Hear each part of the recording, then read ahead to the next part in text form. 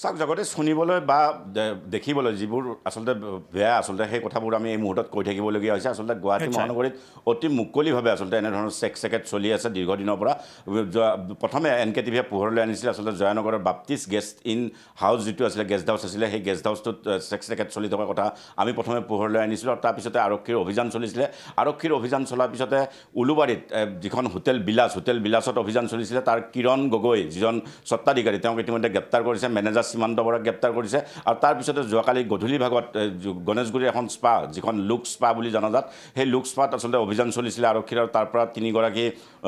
তিনিগৰাকী যুৱতী আৰু দুজন যুৱকক ইতিমধ্যে গ্ৰেপ্তাৰ কৰিছে আৰক্ষী আৰু তাৰপিছতে কটাবাৰীত এই মুহূৰ্তত পোহৰলৈ আহিছে এনেধৰণৰ ঘটনা কটাবাৰীত আচলতে যিখন ড্ৰিম চিটি হোটেল সেই ড্ৰিম চিটি হোটেলৰ ভিতৰত আচলতে বন্ধ কোঠাত এনেধৰণৰ দীৰ্ঘদিনৰ পৰা আচলতে এই নাৰীদে ব্যৱসায় চলাই আহিছিলে এগৰাকী মহিলাই সেই মহিলাগৰাকী কাৰ আশীৰ্বাদ পুষ্ট বা কেনেদৰে আচলতে এনেধৰণে তাত হোটেল খুলি আচলতে এই এনেধৰণৰ নাৰীদে ব্যৱসায় চলাই যাব পাৰে এয়া আচলতে এই মুহূৰ্তলৈকে এক ৰহস্যৰ বিষয় হৈ পৰিছে কিন্তু গোটেই বিষয়টো আচলতে গড়চুক আৰক্ষীৰ নিচেই কাষতে এনেধৰণৰ কটাবাৰীত এই ঘটনা সংঘটিত হৈ গৈছে এজন যুৱকে আচলতে ষ্ট্ৰিং অপাৰেশ্যন কৰিছিল হোটেলখনৰ ভিতৰত আৰু তেওঁ মোবাইলত সকলো দৃশ্য বন্দী কৰিছিল আৰু মোবাইলত বন্দী কৰাৰ পিছতে সেই যিগৰাকী যুৱতী আচলতে এই মুহূৰ্তত হয়তো আমাৰ NKTV টিভি স্ক্ৰীণত এই দৃশ্য দেখি আছে যিগৰাকী যুৱতীৰ কথা কৈ থকা হৈছে সেই যুৱতীগৰাকীৰ লগতে দৰদাম কৰা হৈছিল আৰু সেই যুৱতীগৰাকীয়ে সকলো আচলতে গ্ৰাহকৰ লগত কথা পাতে তাৰপাছত যুৱতী তেওঁ যোগান ধৰে বিভিন্ন আচলতে হোটেললৈ তেওঁ যুৱতী যোগান ধৰে বুলি আমাৰ হাতত তথ্য আছে গতিকে এই মুহূৰ্তত আৰক্ষীয়ে যি ধৰণৰ ব্যৱস্থা ল'ব লাগিছিল সেই ব্যৱস্থা লোৱা পৰিলক্ষিত হোৱা নাই এটাৰ পিছত আনটো ঘটনা আচলতে পোহৰলৈ আহিছে গুৱাহাটী মহানগৰীত এতিয়া মুকলিভাৱে এনেধৰণৰ নাৰীদে ব্যৱসায় চলি গৈছে কিন্তু তাৰপিছতো কিন্তু আৰক্ষী প্ৰশাসনে যি ধৰণৰ ব্যৱস্থা ল'ব লাগে গুৱাহাটী মহানগৰীত কাঠফুলাৰ দৰে গঢ়ি উঠিছে স্পাসমূহ সেই স্পাসমূহে নীতি নিয়ম আচলতে মানি চলিছে নাই বা যিসমূহ গেষ্ট হাউচ আছে যিসমূহ বিলাসী হোটেল আছে সেই হোটেলসমূহত আচলতে তেওঁলোকে যি নীতি নিয়ম মানিব লাগে সেই নীতি নিয়মসমূহ মানি চলিছে নাই এইবোৰ চাবলৈ কিন্তু কোনো লোক নাই এই নোচোৱাৰ ফলত আচলতে এনেধৰণৰ ঘটনাবোৰ বৃদ্ধি পাইছে আৰু মহানগৰীত আপুনি একাংশই আচলতে ধনী হোৱাৰ খুব কম সময়তে ধনী হোৱাৰ আচলতে তেওঁলোকে পথ বাছি লৈছে আৰু পথ বাছি লৈ এনেধৰণৰ ব্যৱসায় চলাই গৈছে যি বাপ্তিষ্ট ইন যিটো গেষ্ট হাউচ সেই বাপ্তি হাজৰিকা ওৰফে দিলীপ হাজৰিকা সেই দিলীপ হাজৰিকাই দীৰ্ঘদিনৰ পৰা আচলতে যুৱতীৰ সৈতে এনেধৰণৰ ব্যৱসায় চলাই গৈছিলে তাৰপিছতে কিন্তু যিটো ঘটনা পোহৰলৈ আহিল হোটেল বিলাসত সিদিনা নিশা আচলতে অতৰ্কিতে পল্টন বজাৰ আৰক্ষীৰ অভিযান চলিছিল উলুবাৰীত আৰু সেই অভিযান চলাৰ সময়তে সেই সময়ত তাত নিশাৰ ভাগত আচলতে বহু যুৱতী তাত দেখিব পাইছিলে আৰু তেতিয়া আৰক্ষীৰ সন্দেহ উপজিছিল আৰু আৰক্ষীয়ে সন্দেহ উপজাৰ পিছতে তেওঁলোকে অভিযান চলাইছিলে অভিযান চলাই হোটেলৰ মেনেজাৰ সীমান্ত বৰক প্ৰথমে গ্ৰেপ্তাৰ কৰিছিলে আৰু সীমান্ত বৰক গ্ৰেপ্তাৰ কৰাৰ পিছতে যিকেইখন ৰেজিষ্টাৰ তাত থাকে সেই ৰেজিষ্টাৰ দুখন আৰক্ষীয়ে জব্দ কৰিছে তাত বিভিন্ন ধৰণৰ লোকৰ নাম তাত পাইছে যিসকলে আচলতে গ্ৰাহকৰ যুৱতীৰ সৈতে সেই কোঠাত সোমাই এই তথ্যবোৰ আচলতে আৰক্ষীয়ে লাভ কৰিছে CCTV ভিজুৱেল আৰক্ষীয়ে লাভ কৰিছে আৰু তাৰপিছতে গণেশগুৰিৰ যিখন স্পা লুক স্পা সেই লুক স্পাত আচলতে দীৰ্ঘদিনৰ পৰা এনেধৰণৰ নাৰীদে ব্যৱসায় চলি গৈছিলে আৰু এজন যুৱকে আচলতে যোৱাকালি গধূলি ভাগত তেওঁ ফোন কৰিছিলে সেই স্পাখনলৈ আৰু স্পাখনৰ এগৰাকী মহিলাই তেওঁৰ লগত কথোপকথন হৈছিল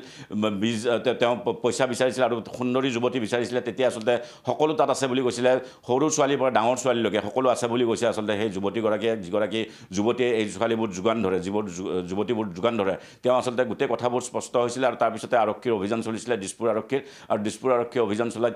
তিনিগৰাকী যুৱতী আৰু দুজন যুৱকক ইতিমধ্যে গ্ৰেপ্তাৰ কৰিছে আৰু গ্ৰেপ্তাৰ কৰাৰ পিছত এই মুহূৰ্তত যিটো ঘটনা পোহৰলৈ আহিছে কটাবাৰীত আচলতে এনেধৰণে মুকলিভাৱে চলি গৈছে নাৰীদে ব্যৱসায় কিন্তু আৰক্ষী প্ৰশাসনৰ চকুৰ সন্মুখত আচলতে কেনেদৰে এই ব্যৱসায় চলাই যাব পাৰিছে সেয়া এই মুহূৰ্তত এই যিটো ঘটনাৰ কথা আপুনি জনাইছে একেবাৰে গড়চুক থানাৰ নিচেই সমীপতে আছে এই হোটেলখন আৰু তাতেই দীৰ্ঘদিনে চলি আহিছে আৰু গুৱাহাটী মহানগৰীৰ বিভিন্ন প্ৰান্তত হোটেল বা এনেধৰণৰ লজ হওক বা এই যিসমূহ মাছাজ পাৰ্লাৰ বা স্পাসমূহত এনেধৰণৰ চেক্স ৰেকেট চলি অহাৰ কথাটো সকলোৱে জানে কিন্তু আৰক্ষীয়েহে নাজানে সাংবাদিকে মাজে মাজে এনেদৰে উৎখাত কৰিবলগীয়া হয় বা পোহৰলৈ আনিবলগীয়া হয় কেতিয়াবা সাধাৰণ নাগৰিকে এনেদৰে পোহৰলৈ আনিছে তাৰ পাছত আৰক্ষীয়ে অভিযান চলাই ঠিকেই কিন্তু এই খবৰসমূহ নিশ্চয় আৰক্ষীৰ হাতত থাকে কিন্তু অভিযানহে চলোৱা নহয় আৰু যাৰ বাবে এনেধৰণৰ কিন্তু অবৈধ এই বেহা বৃদ্ধি পাইছে তেনে কথাই নহয় জানো বা তেনে অনুমানে নিশ্চয় হৈছে এই সময়ত হয় নিশ্চয়কৈ আচলতে গুৱাহাটী মহানগৰত মই কৈছোঁ যে কাঠফুলাৰ দৰে আচলতে ইফালৰ পৰা আপুনি সিফালে যদি চাই আপুনি চবতে দেখিব গেষ্ট হাউচ হৈছে বিলাসী হোটেল হৈছে স্পা হৈছে বিউটি পাৰ্লাৰ হৈছে এইবোৰত কিন্তু চোৱা চিতা কৰিবলৈ কোনো লোক নাই এখন অসমত আৰু যাৰ পৰিপ্ৰেক্ষিতত আচলতে এনেধৰণৰ ঘটনাবোৰ বৃদ্ধি পাবলৈ লৈছে গুৱাহাটী মহানগৰীত একাংশ আচলতে যিজন যুৱক বাপ্তি হাজৰিকাৰ কথা কৈ আছোঁ বাপ্তি হাজৰিকা গহপুৰৰ পৰা তেওঁ আচলতে ওলাই আহিছিলে গুৱাহাটীলৈ আহি তেওঁ এই ব্যৱসায় চলাইছিলে গেষ্ট হাউচ খুলি আচলতে যুৱতী তাত প্ৰথমে দুগৰাকী যুৱতীৰ সৈতে তেওঁ চিনাকি হৈছিল তাৰপিছত সেই যুৱতী দুগৰাকীয়ে বিভিন্ন যুৱতী যোগান ধৰিছিল, এনেদৰে তেওঁ ব্যৱসায় চলাই গৈছিল, কিন্তু সেই কথা পোহৰলৈ অহা নাছিল। যেতিয়া আচলতে এজন গ্ৰাহকে সেই যুৱতীগৰাকীক ফোন কৰিলে, আচলতে বিভিন্ন লোকে এইবোৰ দেখি শুনি আচলতে তেওঁলোকৰ মনত বিতৃষ্ণা ভাৱ এটা জাগি উঠিছিল যে দীৰ্ঘদিনে এইবোৰ দেখি থাকি তেওঁলোকে কি কৰিব কি নকৰিব উপায়ন্তৰ হৈ আচলতে এনেধৰণৰ তেওঁলোকে ফোন নাম্বাৰ তেওঁলোকে সংগ্ৰহ কৰিছিলে। ফোন নাম্বাৰ সংগ্ৰহ কৰি সেই গ্ৰাহক হৈ পেলাই তেওঁ কথা পাতিছিলে আৰু তেতিয়া আচলতে যুৱতীৰ কথা কৈছিলে। যুৱতীবোৰৰ ফটোগ্ৰাফ প্ৰথমে হোৱাটছআপলৈ প্ৰেৰণ কৰিছিলে আৰু সেই যুৱতী আচলতে তাৰ পৰা চিলেক্ট কৰিব লাগে আৰু চিলেক্ট কৰি সেই নিশাটো তাত পাৰ কৰিব পাৰে। 6,000 টকা প্ৰতিটো নিশাৰ বাবদ লয়। 6,000 টকাৰ 1,000 টকা পায় যুৱতীগৰাকীয়ে, 5,000 টকা যায় বাপ্তি হাজৰিকাৰ হাতত। ঠিক তেনেদৰে কিৰণ গগৈও দীৰ্ঘদিনৰ পৰা আচলতে কিৰণ গগৈ এনেধৰণৰ যি নাৰীদে ব্যৱসায়, সেই নাৰীদে ব্যৱসায় চলাই গৈছিলে। তেওঁ বিভিন্ন ধৰণৰ গ্ৰাহকক আচলতে এই যুৱতী যোগান ধৰাৰ নামত বৃহৎ পৰিমাণৰ ধন তেওঁ লাভ কৰিছিলে। তেওঁৰ একাউণ্টবোৰ এই মুহূৰ্তত ফ্ৰিজ কৰিছে। যি দুটা একাউণ্ট আছে সেই দুইটা একাউণ্ট ফ্ৰিজ কৰা হৈছে। আৰু তাৰপিছত যোৱাকালি নিশাৰ ভাগত গণেশগুৰিৰ যিখন লুক স্পা, সেই লুক স্পাটো অভিযান চলিছিলে। তাতো কিন্তু সেই একেধৰণৰ ঘটনা। প্ৰথমে হোৱাটছআপত ফটো প্ৰেৰণ কৰা হয়, তাৰপাছত হোৱাটছআপত ফটো প্ৰেৰণ কৰাৰ পিছতে তালৈ গ্ৰাহক আহে, যিখন স্পা, সেই স্পাখনলৈ গ্ৰাহক আহে আৰু গ্ৰাহক আহি এনেধৰণৰ ব্যৱসায় চলাই গৈছিলে। তাৰপিছতে এতিয়া এই মুহূৰ্তত কটাবাৰীত এগৰাকী যুৱতী, এগৰাকী মহিলা, সেই মহিলাগৰাকী আচলতে দীৰ্ঘদিনৰ পৰা এই যি ব্যৱসায়, সেই ব্যৱসায় চলাই গৈছে। কিন্তু আৰক্ষী প্ৰশাসনক মেনেজ কৰি হয়তো চলাই যাব লাগিব, কিয়নো তাত যিসকল লোক আছে তেওঁলোকে প্ৰায়ে দেখে তাত যুৱতী যায়, তাত যুৱক যায়, এক ৰঙীন হৈ পৰে নিশাৰ ভাগত এই গোটেই গুৱাহাটীখন। আৰু তাৰপিছতে তাত দেখি তেওঁলোকৰ মনত প্ৰশ্ন লাগিছিল যে কিয় যুৱতীবোৰ আহে বা যুৱকবোৰ কিয় আহে। তেতিয়া আচলতে তেওঁলোকে গ্ৰাহক হৈ পেলাই এজন যুৱক তালৈ ভিতৰত প্ৰৱেশ কৰিছিলে, কটাবাৰী হোটেলখনত প্ৰৱেশ কৰি গোটেই কথা আচলতে মোবাইলত বন্দী কৰিছে, ষ্টিং অপাৰেশ্যন চলাইছিলে আৰু তেতিয়াই গোটেই কথাবোৰ পোহৰলৈ আহিছে। এই মুহূৰ্তত কিন্তু আৰক্ষীয়ে অভিযান চলা দেখা নাই। কটাবাৰীৰ যিটো ড্ৰিম চিটিৰ যিখন হোটেল, সেই হোটেলত এই মুহূৰ্তলৈকে কিন্তু আৰক্ষীয়ে অভিযান চলোৱা নাই। নিশ্চয় ধন্যবাদ।